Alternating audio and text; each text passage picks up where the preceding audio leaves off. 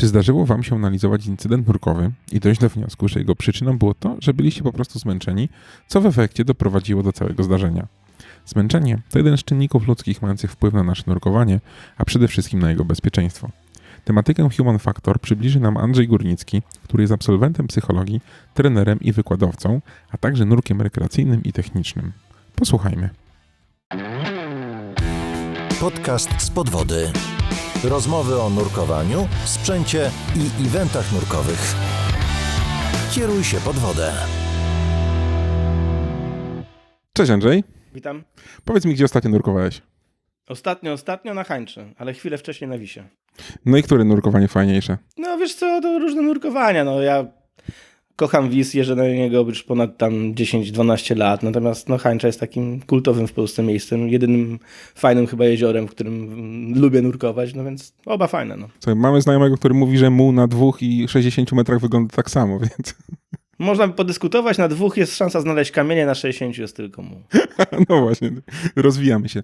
No właśnie, słuchaj, zaprosiliśmy cię do odcinka, bo chcemy porozmawiać na temat Human Factor. To jest temat, którym się zajmujesz. No i pierwsze pytanie, czym jest ten Human Factor? Human Factors, czyli czynniki ludzkie, to jest bardzo, bardzo duży, bardzo ogólny temat. Dotyczy tak naprawdę wszystkich miejsc tam, gdzie człowiek łączy się z systemem. Dotyczy to i interakcji między ludźmi, interakcji między ludźmi a sprzętem, interakcji między sprzętem a sprzętem, interakcji między organizacjami. Natomiast to, czym ja się zajmuję, czyli Human Factors in Diving, dotyczy tak naprawdę czynników ludzkich w nurkowaniu, ale mniej z punktu widzenia sprzętu, natomiast bardziej tak zwanych umiejętności nietechnicznych. To, na czym ja się tutaj skupiam, może nie wyłącznie, ale w dużej mierze, to są tak zwane umiejętności nietechniczne w nurkowaniu. I czym są te umiejętności nietechniczne? No właśnie, bo jak mówimy o umiejętnościach technicznych, to przynajmniej duża część słuchaczy pewnie będzie wiedziała, o co chodzi. Natomiast to słowo techniczne też potrafi tutaj wprowadzać w błąd. To nie chodzi o nurkowania techniczne, chodzi o umiejętności techniczne. Kontrola pływalności, obsługa sprzętu, techniki poruszania się, rozwijanie linki, strzelanie bojki, wymiana automatów. To są wszystko umiejętności techniczne, które są poznawane na kursach i które praktykujemy podczas każdego nurkowania. Umiejętności nietechniczne to elementy związane z komunikacją, z analizą błędów, z warunkami, które powstają, że te błędy jest łatwiej popełnić, z czymś, co się nazywa normalizacją dewiacji, z rzeczami związanymi z interakcją między członkami zespołu, z tym, jak możemy się uczyć, jak poprawiać nasze nurkowanie, jak być lepszymi nurkami. Mówiłeś o wyciąganiu wniosków jakichś na temat pewnie błędów, pewnie na podstawie jakichś, nie wiem, incydentów lub wypadków nurkowych? Wiesz co, to jest troszkę tak, że każde nurkowanie, czy ono jest nurkowaniem szkoleniowym, czy ono jest nurkowaniem sportowym, czy tak zwanym fun dive'em, zawiera lub powinno zawierać jakiś element umowy, odprawy, takie ładne słowo jest angielskie briefing, tak? I to w mniejszej lub większej części gdzieś tam działa. To znaczy, idziemy na nurkowanie, no to przynajmniej sobie zazwyczaj ustalamy. Tak, mniej więcej gdzie pójdziemy i co zobaczymy. Tak. I to jest ta pierwsza część, która w dużej mierze się odbywa. Z mojego doświadczenia, może nie jakiegoś strasznie dużego, ale jednak prawie 20 lat w branży. Część druga, czyli tak zwany debriefing, czy odprawa, czy omówienie po nurkowaniu już jest zazwyczaj dużo biedniejsze, dużo rzadziej występuje, nawet w sytuacjach kursowych. I to, o co pytałeś, czyli analiza incydentów, to wcale nie dotyczy incydentów. Incydenty są taką bardzo już wyeskalowaną formą. To chodzi o to, że na każdym nurkowaniu jest coś, co możemy poprawić. Na każdym nurkowaniu jest coś, co warto omówić, co można byłoby zrobić lepiej albo inaczej. Natomiast to, co jest najbardziej kluczowym elementem takiego omówienia, może nie najbardziej, ale na pewno najbardziej zaniedbywanym, to jest też omówienie tego, co poszło dobrze i dlaczego.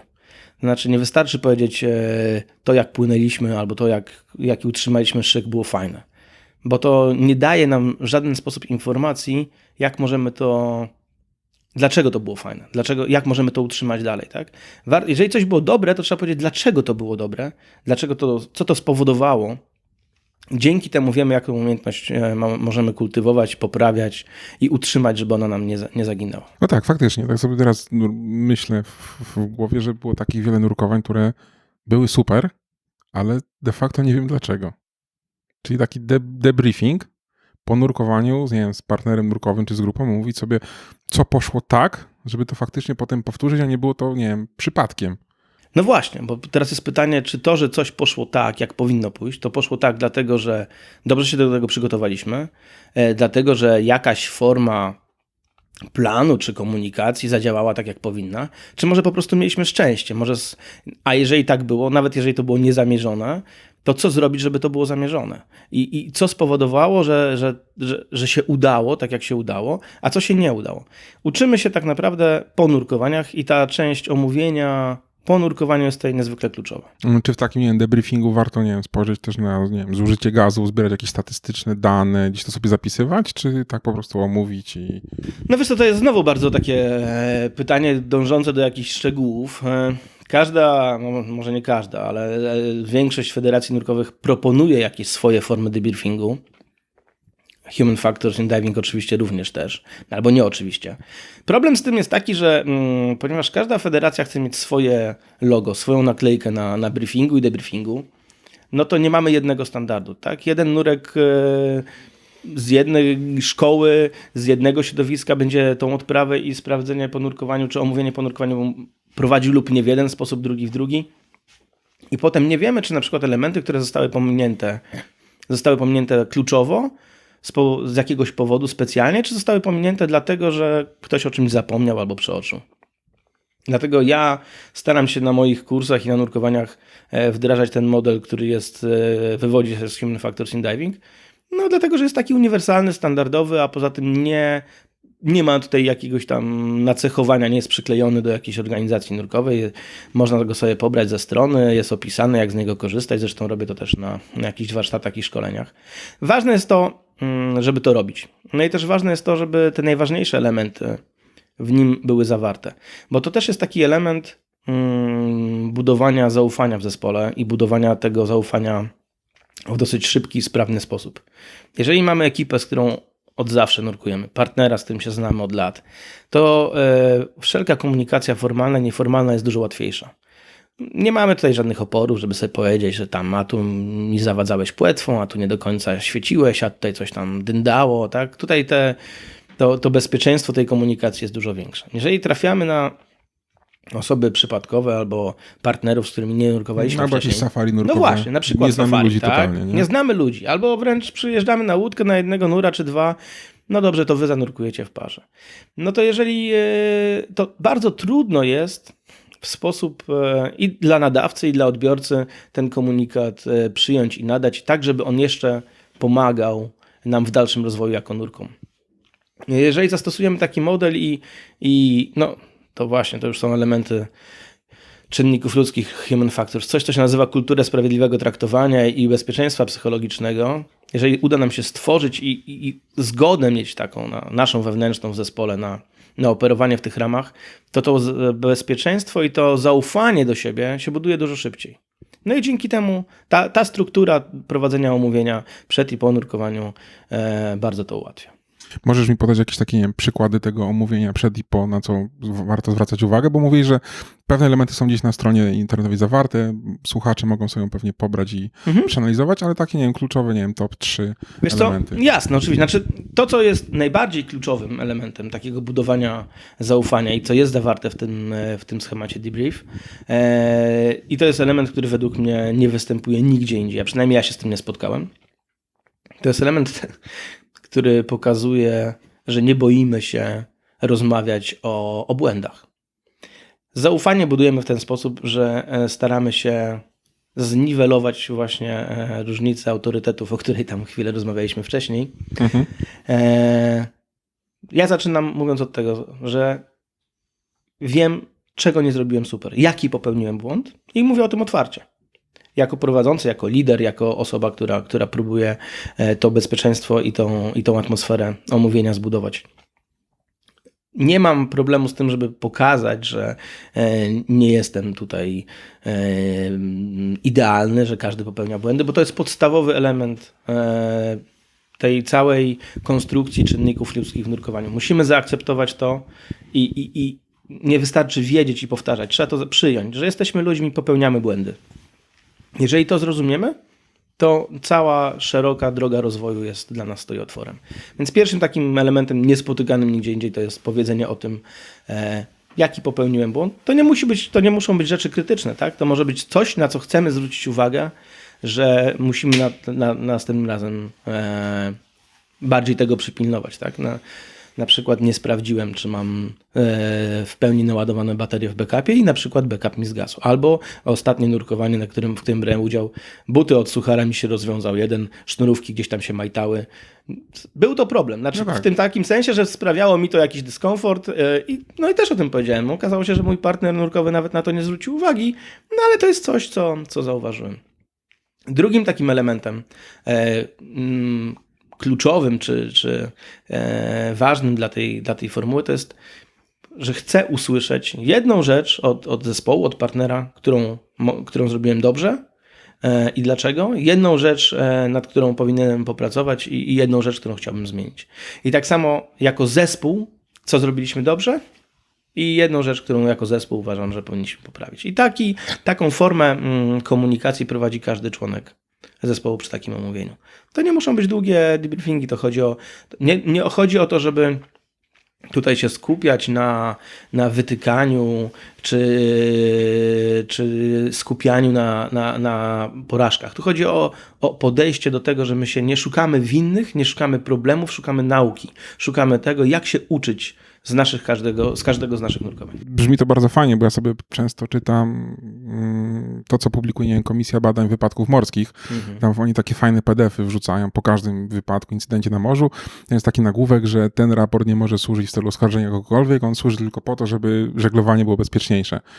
I tak sobie właśnie teraz tam myślę na temat tego human factor, że to omówienie to nie jest po to, żeby znaleźć, nie wiem, winnego, że nie wiem, spóźniliśmy się na nurkowanie, tylko żeby następnym razem wyjechać wcześniej i zanurkować. Tak, znaczy to, o czym mówisz, czyli tak zwana kultura sprawiedliwego traktowania, w języku angielskim to się nazywa just culture, jest podejściem, które wywodzi się gdzieś tam z lotnictwa i jest w lotnictwie najmocniej rozwinięte. To już w latach 80. zaczęto mocno w tej kulturze pracować. Jest bardzo dobrze wdrożona we wszystkich tak zwanych branżach wysokiego ryzyka, ale lotnictwo jest numer 1. Służba zdrowia, szczególnie w Wielkiej Brytanii, w Stanach Zjednoczonych, tak zwane healthcare, bardzo mocno się na tym opiera. Przemysł jądrowy, przemysł wydobywczy, tutaj głównie paliwo i przemysł gazowy. Ciężki transport morski. To są takie dziedziny, gdzie kultura sprawiedliwego traktowania jest taką osią, bez której ciężko jest mówić o uczeniu się na błędach. To znaczy, jeżeli osoby, które są operatorami, biorą udział w jakichś aktywnościach, obawiają się jakiejkolwiek konsekwencji, kar ze strony odbiorców tego komunikatu, to tych informacji nie będą udzielać albo będą je zatajać i udzielać w minimalnym wymiarze, do którego są zmuszeni w jakiś inny sposób. Więc jeżeli zapewnimy tą kulturę sprawiedliwego traktowania i to bezpieczeństwo psychologiczne, to jest szansa, że tych informacji będzie więcej.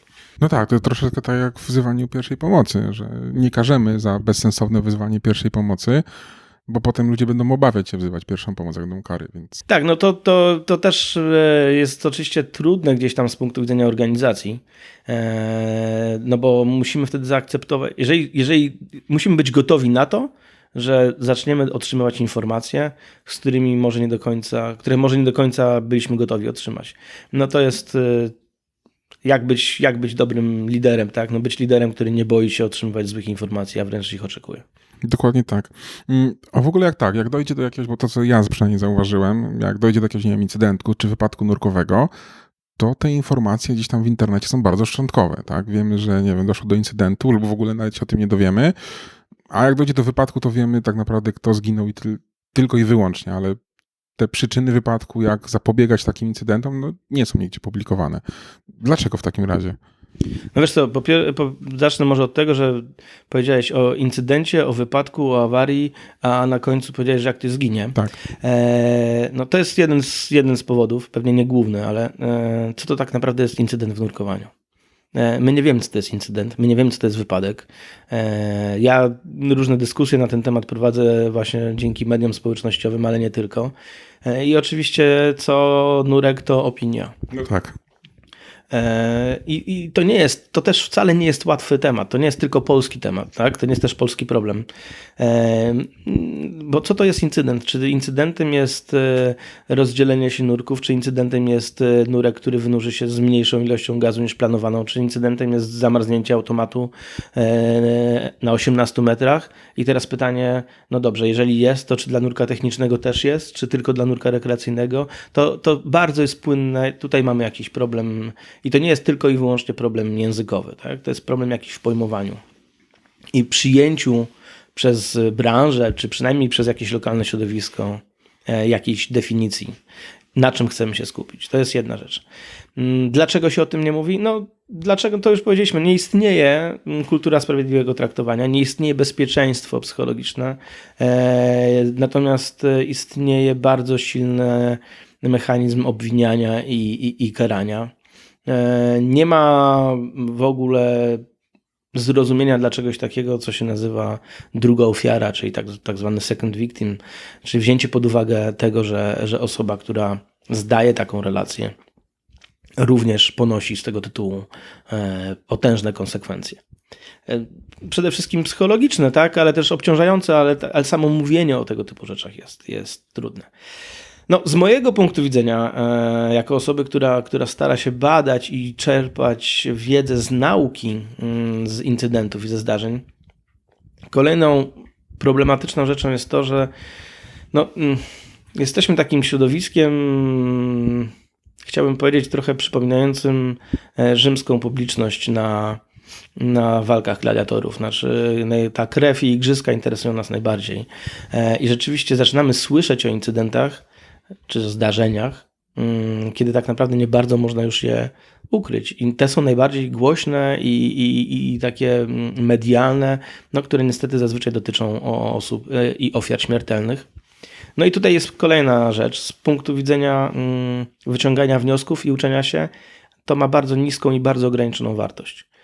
Nie dowiemy się i nie zrozumiemy, jak doszło do wypadku, jeżeli nie możemy porozmawiać z osobą, która bezpośrednio brała w nim udział. No a w tych sytuacjach, gdy są to wypadki śmiertelne, takiej możliwości nie ma. Mamy jakąś historię, mamy jakieś szczątkowe informacje. Ta historia ma bardzo dużo luk i dziur. No i teraz osoba, która prowadzi śledztwo, nazwijmy to w cudzysłowie, która analizuje, dokonuje analizy, jedyne co może zrobić, to te dziury uzupełnić własną wiedzą i własnym doświadczeniem. No a to jest zupełnie inne od tego, co zdarzyło się osobie, która brała udział bezpośrednio w tym wypadku, więc tak naprawdę zaczynamy analizować zupełnie inną historię niż ta, która się wydarzyła. To powiedz mi, dlaczego w takim razie nie da się wdrożyć Human Factor w szkoleniach, w federacjach? To nie opłaca im się biznesowo? Znaczy nie, w szkoleniach da się to, wprowadzić elementy się da. Znaczy tutaj dwie rzeczy, to zaraz to podzielę. Pierwsza kwestia jest taka, dlaczego to raportowanie nie zadziała w taki sposób globalny i dlaczego federacje nie będą się... Musiałyby zbierać informacje o wypadkach, musiałyby zbierać informacje o incydentach, co robią czysto teoretycznie, bo większość nurków nawet nie wie, że są do tego formularze i że są dostępne takie elementy. A są? No właśnie. Natomiast z punktu widzenia, tak jak powiedziałeś, biznesowego czy marketingowego, to nie jest w ich interesie, żeby się pochwalić ilością wypadków czy zdarzeń. Tak, w tym roku mamy tylko 100 zabitych nurków. Nie jesteśmy super federacja. No więc właśnie. Trzeba mieć bardzo taką dużą odpowiedzialność i poczucie bezpieczeństwa organizacyjnego, żeby tak jak duńskie linie lotnicze ogłosić, że nikt, kto zgłosi raport, nie będzie w żaden sposób pociągnięty do odpowiedzialności i nagle z 50 raportów tygodniowo robi się 500 raportów tygodniowo. Tak? I to jest jedna rzecz. Druga rzecz jest taka, że ta inicjatywa, z którą próbujemy jako Human Diver wyjść, jest taką inicjatywą troszkę oddolną. To znaczy szkolenia dotyczące Human Factors in Diving są dla nurków, dla instruktorów, dla dive masterów. Nie są w żaden sposób narzucone dla dla federacji. I to działa w ten sposób, że po prostu pewna część instruktorów, czy ludzi, którzy są w tej branży, widzą taką potrzebę. Wiedzą, że dzięki temu mogą być lepszymi nurkami, bezpieczniejszymi nurkami, że mogą nurkować efektywniej, mieć z tego więcej fanu, mniejsze straty, mniej straconych nurkowań. Także to są jakieś tam elementy, które się przekładają na korzyść. Natomiast tak jak powiedziałem, wprowadzenie tego z punktu widzenia federacji jest dosyć trudne. No to jakby zrobić taką, nie wiem, fundację po prostu, zewnętrzny podmiot, który robi prosty formularz online'owy i zbiera wszystkie informacje na temat tych zdarzeń nurkowych, tak? Gdzie ktoś może się, nie wiem, anonimowy powiedzieć, miałem taki problem, czegoś nie wykonałem, przez to miałem problemy z uchem albo i tak dalej. To nie zdałoby rozwiązania? No znowu, system raportowania niesie ze sobą sporo problemów. Po pierwsze i takie najważniejsze to jest to, żeby ludzie chcieli się tymi wydarzeniami dzielić. No ale skoro w duńskich liniach lotniczych chcieli, to czemu by nie tu? Tak, w liniach lotniczych po pierwsze kultura do korzystania z takich działalności, z takich materiałów jest już od lat 80. Po drugie troszkę jest też tak, że w branżach komercyjnych związanych jest jakaś forma kontroli nadzoru. W lotnictwie mamy słynne czarne skrzynki, tak? Tam pewnych rzeczy nie da się schować, czy ukryć, czy zamieść pod dywan, szczególnie gdy dochodzi do incydentów. Nurkowanie jest branżą samoregulującą się i tutaj nikt za nikim nie będzie chodził i sprawdzał, co ktoś robił. Zresztą nurkowie nie życzą sobie i nie lubią, żeby im wytykać. Oj tak, spotykamy się z tym. Tak. No więc pierwszym krokiem jest zbudowanie takiej atmosfery, żeby nurkowie chcieli się tymi informacjami dzielić. Ja uważam i wierzę mocno w to, że to jest do zrobienia, tylko trzeba nad tym odpowiednio popracować. Jeżeli udało się polskie społeczeństwo przekonać do tego, że nie akceptujemy prowadzenia pojazdów po alkoholu, do tego stopnia, że młodzi ludzie po prostu tego już nie robią na taką skalę, jak to się działo w pokoleniu naszych rodziców. I że jest to po prostu piętnowane. I była kampania typu zabierz kluczyki, czy zamów Night Raidera.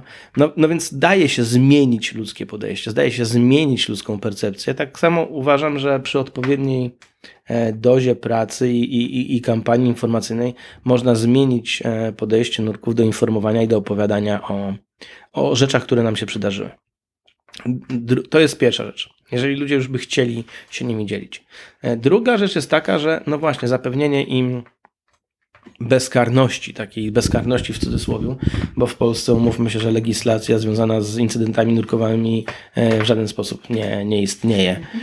Więc tutaj myślę, że mało kto obawia się jakichś kar ze strony, czy jakichkolwiek konsekwencji ze strony prawnej.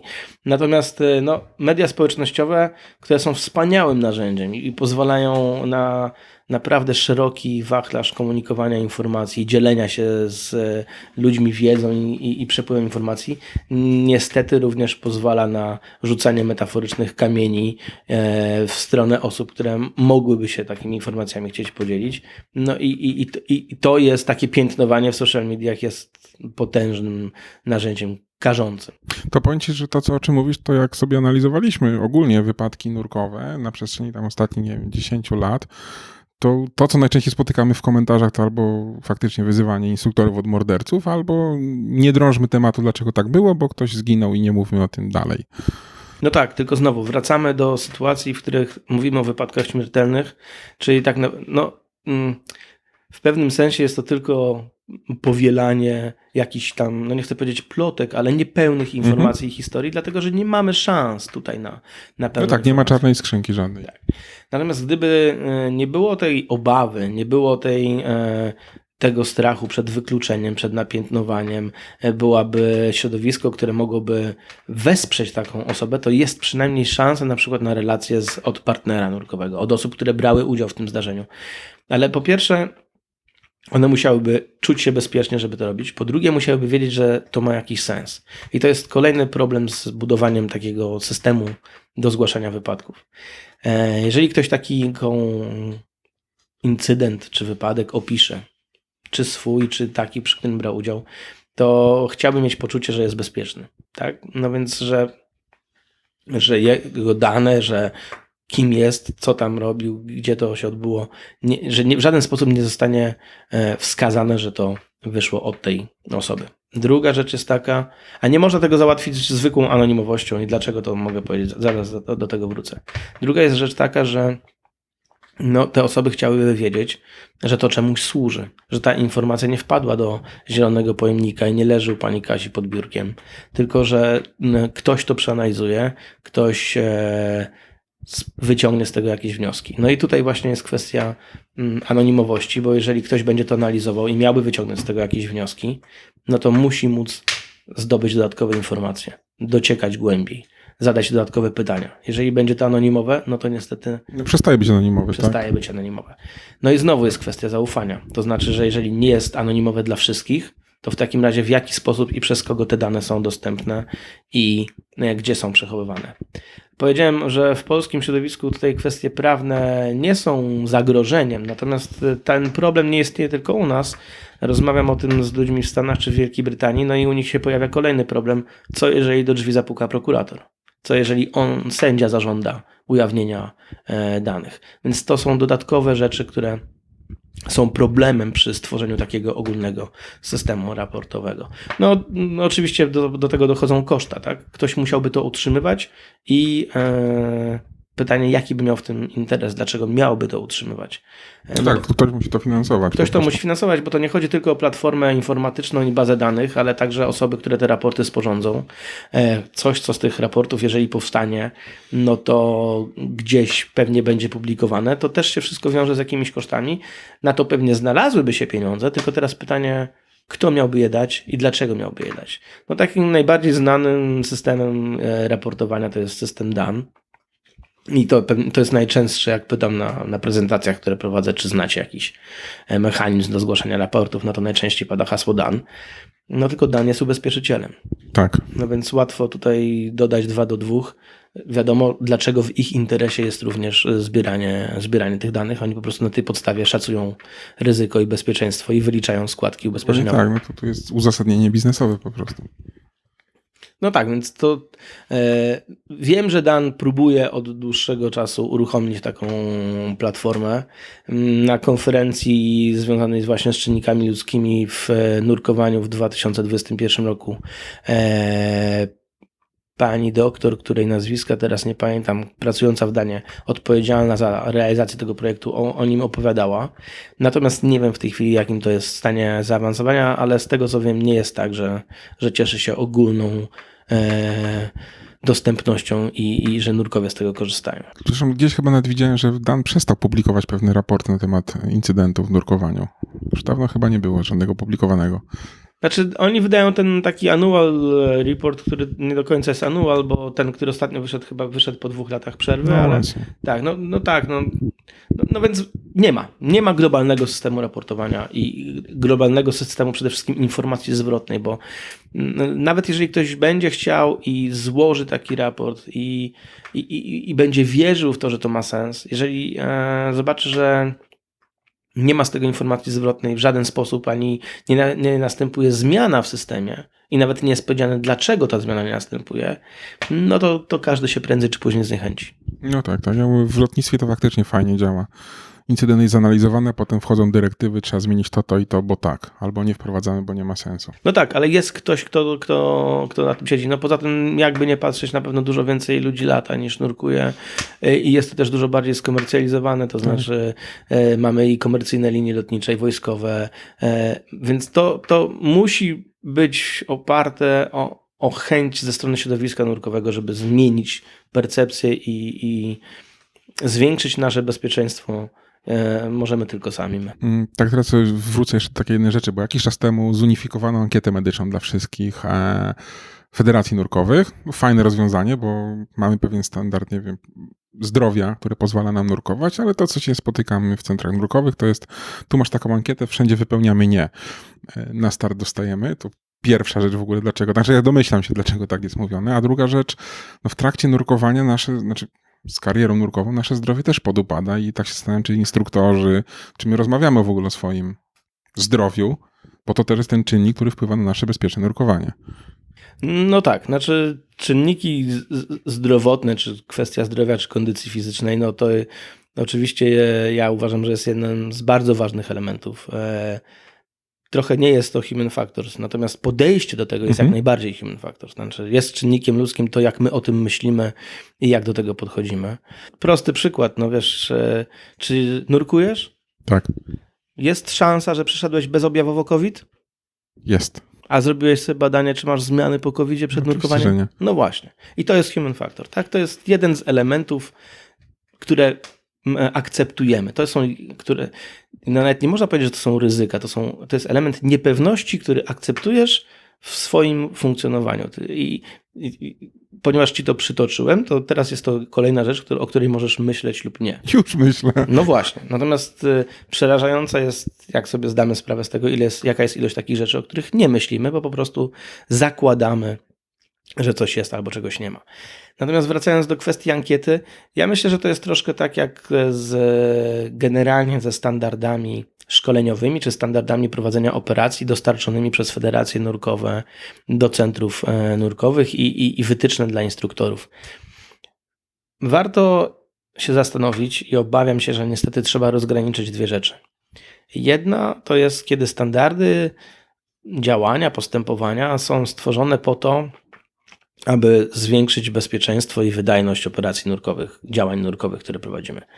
Druga, dużo bardziej niebezpieczna, gdy służy to na zrzucenie czy przesunięcie odpowiedzialności na tak zwanych operatorów na ostrym końcu, czyli tych, którzy mają bezpośrednią styczność z działalnością.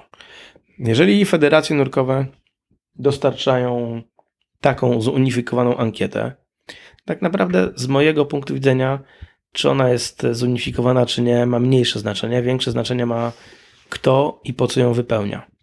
No, dostarczenie tej ankiety tak naprawdę powoduje Zdjęcie odpowiedzialności. przesunięcie odpowiedzialności na osobę, która ją wypełnia. Dokładnie tak.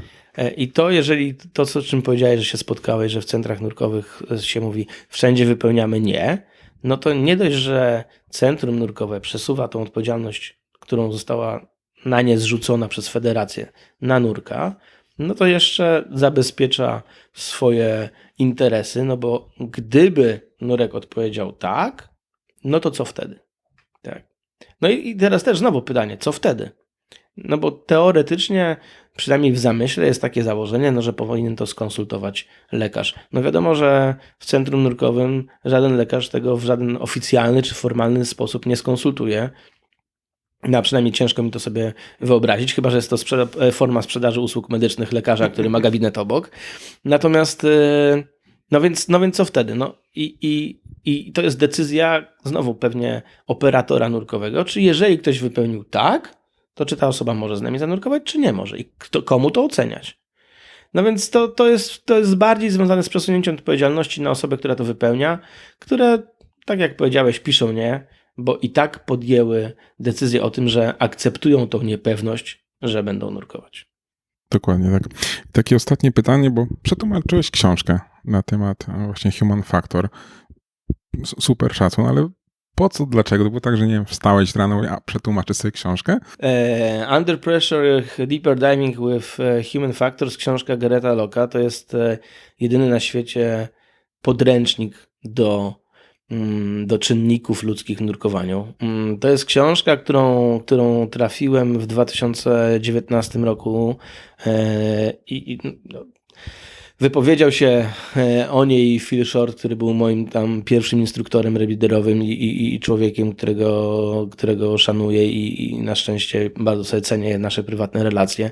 No i jeżeli on powiedział, że jest to bardzo ważny element wiedzy, no to od razu wiedziałem. Zresztą ja jestem z wykształcenia psychologiem, więc to gdzieś tam dla mnie była ważna rzecz. Przeczytałem tą książkę pierwszy raz i od razu wiedziałem, że to jest coś, czego mi brakowało, znaczy element, którego brakowało i jako w pracy instruktora, i jako nurka w zespole, jako organizatora nurkowań. To jest bardzo dużo elementów, które się wokół tego kręcą. Przeczytałem ją drugi raz, trzeci raz. Pojechałem najpierw zrobiłem kilka kursów online'owych u Garretta, potem pojechałem na kurs face to face. Ale jak już podjąłem decyzję o tym szkoleniu, to wiedziałem, że będę chciał tą książkę przetłumaczyć. Dlaczego ją przetłumaczyłem? Z 2 powodów tak naprawdę. Po pierwsze dlatego, że uznałem, że to jest bardzo dobra praktyka dla mojego i formy pisania i języka angielskiego. I że mnie to zmusi do tego, żeby ją jeszcze lepiej przeanalizować No to i fakt, zrozumieć. Tak, to po prostu czysto pragmatyczne narzędzie do tego, żeby tą wiedzę sobie lepiej Jak zmusić utrwalić. się do lepszej nauki, nie? Tak, no i coś z tego dodatkowo mieć. Druga rzecz jest taka, dlatego że uważam, że mimo wszystko ta książka jest bardzo ważna. Ponieważ podjąłem decyzję, że idę w tym kierunku, że chcę propagować Human Factors in Diving i że jestem teraz na kursie instruktorskim, chociaż ten kurs to jest bardziej jak fakultet na studiach, ale jestem na takim kursie przygotowawczym do bycia instruktorem Human Factors in Diving. I jeżeli chcę prowadzić te kursy i chcę to wdrażać w nurkowaniu w Polsce, no to potrzebny jest do tego podręcznik. I to jest taka najłatwiejsza, najtańsza, najprostsza metoda dla nurków do poznania się z tym tematem, do zobaczenia chociaż z czym to się je. No a dla mnie gdzieś tam w przyszłości to będzie, mam nadzieję, narzędzie. Super, także my jesteśmy wdzięczni za przetłumaczenie książki, bo pewnie dla wielu nurków też bariera językowa mogła być problemem, żeby sięgnąć po taki podręcznik. Na pewno tak, zważywszy, że to nie jest do końca książka o nurkowaniu. Znaczy, ta książka jest rewelacyjną książką o nurkowaniu. Tam jest ponad 30 studiów przypadków opisanych nurków, którzy spotkali się ze zdarzeniami pod wodą, które zakończyły się z różnym skutkiem, ale i z omówieniem teoretycznym i praktycznym tego oraz ich wnioskami, co można było zrobić inaczej i co należy zrobić inaczej następnym razem. Więc pod tym względem wartość tej książki jest nieoceniona, dlatego że no właśnie tutaj widać, dlaczego tak ważna jest relacja osób, które brały udział w zdarzeniu bezpośrednio, jak do danego zdarzenia dochodzi. Gareth zebrał niewiarygodną ilość wiedzy właśnie z branż lotnictwa. Sam był przez 25 lat pilotem i instruktorem w RAF-ie. Oprócz tego pracuje właśnie z branżami wysokiego ryzyka, czyli z branżą głównie energii atomowej i ze służbą zdrowia w Wielkiej Brytanii. No, także tutaj jest też masa takiej akademickiej wiedzy, która jest połączona bezpośrednio z nurkowaniem w takim sensie, że jest dokładnie pokazane, co na co się przekłada. No wiesz, to znowu ta książka to jest taki też przyczółek, bo pewnie jakbym chciał, żeby to było pełnią wiedzy, to bym musiał jeszcze przetłumaczyć całą literaturę, która jest w tym powiązana, ale to też nie jest łatwy język. To nie jest taki populistyczny język angielski, który możemy spotkać oglądając filmy czy podcasty na YouTubie, dlatego że no jest tam też sporo nauki. Poza tym jest część przypadków opisana przez ludzi z Stanów, część z Wielkiej Brytanii, część z Australii, część z ludzi, dla których język angielski nie jest pierwszym językiem, ale jest językiem, platformą porozumiewania się z autorem tej książki. Więc to też nie jest, znaczy ja uważam, że jak ktoś ma możliwość i jak ktoś ma kompetencje, to oczywiście lepiej jest czytać w oryginale, dlatego że jest dużo łatwiej zrozumieć intencje autora. Poza tym mam poważne zastrzeżenia co do jakości tłumaczenia, które zrobiłem, ale już poświęciłem na to prawie 14 miesięcy takiej pracy i gdzieś trzeba postawić kreskę i już zdecydowałem, że już nie napiszę tej książki od nowa. Mogę ją tylko przetłumaczyć. No niestety doszedłem do miejsca, w którym musiałem powiedzieć, że jest good enough. I mam nadzieję, że jest na tyle wystarczająco dobrze, że będzie odebrana tak, że osoby będą mogły z tego skorzystać. No a oprócz tego, że tak powiem, bardzo chętnie będę się udzielał i wdawał w dyskusję i mogę próbować tłumaczyć albo upowszechniać tą wiedzę, która tam jest. Ewentualnie to, czego nie do końca udało mi się dobrze przetłumaczyć. No właśnie, mówisz, dzielić się wiedzą. To gdzie ciebie jeszcze można spotkać? Bo wiem, że jakieś wykłady prowadzisz na temat Human Factora. Tak, znaczy to jest tak, że ja w tej chwili rzeczywiście prowadzę głównie prezentacje dotyczące popularyzacji idei czynników ludzkich w nurkowaniu i próbuję rozmawiać z nurkami o kulturze sprawiedliwego traktowania i o bezpieczeństwie psychologicznym. specjalnie, znaczy tak, prowadzę warsztaty czy szkolenia jedno- i dwudniowe dla zorganizowanych grup. To znaczy są grupy nurków, którzy mają konkretne zadania albo oczekiwania. 2 centra nurkowe też się do mnie zgłosiły z taką prośbą o szeroko rozumianą, nazwijmy to, analizę kompetencji wewnątrz między właścicielami, inwestorami, instruktorami, dive masterami, kadrą szkolącą, ale też to o tym, jak mogą zwiększyć bezpieczeństwo i jak wdrażać te idee do swojej pracy. Ale są też zespoły nurków, nurkowie jaskiniowi, nurkowie wrakowi, ludzie, którzy robią naprawdę konkretne nurkowania i chcieliby poszerzyć tutaj tą swoją wiedzę. Natomiast to też troszkę jest tak, że ja nie mam jeszcze publicznie otwartej oferty kursowej, głównie ze względu dlatego, że sam jestem jeszcze na kursie instruktorskim, cały czas jest dużo wiedzy, którą chcę zrozumieć i posiąść. Human Factors in Diving w pewnym sensie dąży do tego, żeby też być organizacją szkoleniową. Nie organizacją nurkową, ale organizacją szkoleniową.